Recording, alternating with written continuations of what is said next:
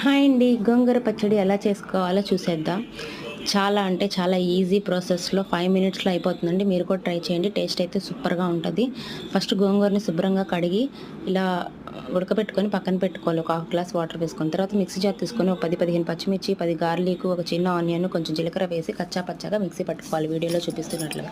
తర్వాత ఉడికించిన గోంగూర వేసుకొని కొంచెం సాల్ట్ వేసుకొని మళ్ళీ లైట్‌గా ఒక తిప్పాలి. లైట్‌గా అంటే లైట్‌గానే తిప్పినట్టు తిప్పాలనమాట. తర్వాత పొయ్యి మీద బాండీ పెట్టుకొని ఆయిల్ వేసుకొని కొంచెం పచ్చిమిర్చి, ఆవాలు, జీలకర్ర, 2 ఎండుమిర్చి, కరివేపాకు వేసుకొని బాగా ఫ్రై చేసుకోవాలి. ఒక 2, 3 గార్లిక్ కూడా వేసుకోండి. తర్వాత మనం ఏదైతే మిక్సీ పట్టుకున్నామో ఆ మిశ్రమాన్ని అందులో వేసి ఒక 5 మినిట్స్ దాకా మగ్గనివ్వండి. చూసారు కదా, ఇలా మగ్గించిన తర్వాత వేరే బౌల్లోకి తీసుకొని పచ్చి ఆనియన్స్ దాంట్లో వేసుకొని కలుపుకొని తింటే సూపర్ ఉంటుంది. మా వీడియో కనుక నచ్చితే ప్లీజ్ లైక్ అండ్ సబ్స్క్రైబ్.